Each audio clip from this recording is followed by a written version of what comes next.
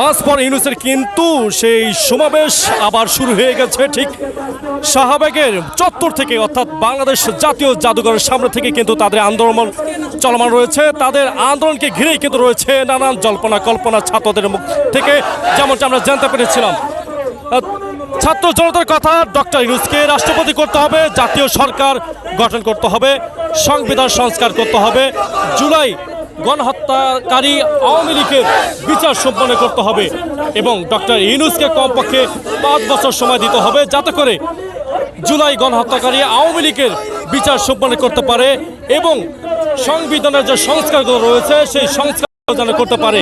এই জন্য ডক্টর ইউনূসকে কিন্তু 5 বছর সময় দিতে হবে, যেমনটা বলছেন আজকের এই আন্দোলনকারীরা।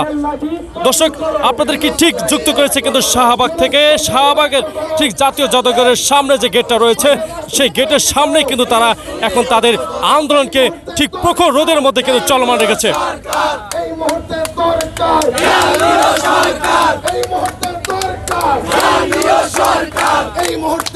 তারা কিন্তু বলছে এই মুহূর্তে দরকার জাতীয় সরকার, অর্থাৎ এই সংবিধানের যে সংস্কারগুলো রয়েছে এবং জুলাই গণহত্যাকারীদের যে বিচার করতে হবে সেই বিচারের আওতায় আনতে যে সময়টি লাগবে, যে 5 বছর সময় তারা চেয়েছে, যে সেই সময়ের মধ্যে কিন্তু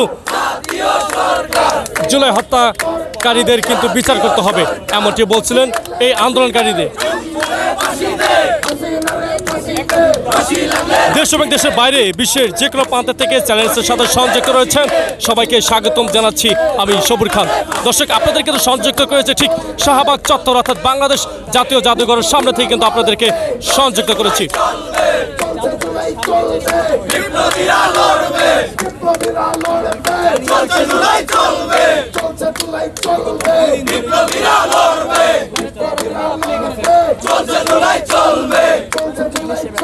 এই মুহূর্তে বাংলাদেশের আনাচে কানাচে কিন্তু খবর পৌঁছে গেছে মার্চ ফর ইউনূস, অর্থাৎ জুলাই যে ছাত্র সমাবেশ অর্থাৎ বৈষম্যবিরোধী যে ছাত্র আন্দোলন করেছে তারা কিন্তু ইতিমধ্যে জেনেছে এবং তারা যেভাবে পারছে তারা কিন্তু এখানে আসার বা তাদের সাথে একসাথে আন্দোলন করার কিন্তু সেই প্রস্তুতি নিচ্ছে, আমরা যেমনটি জানতে পেরেছিলাম।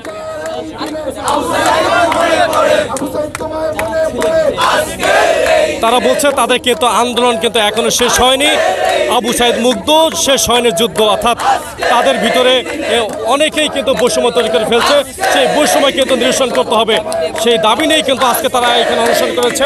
অর্থাৎ মার্চ ফর যে ইউনূস, সেই ইউনূস সরকারকে জাতীয় সরকার গঠন করতে হবে, তেমনটি কিন্তু বলছিলেন এই আন্দোলনকারীরা।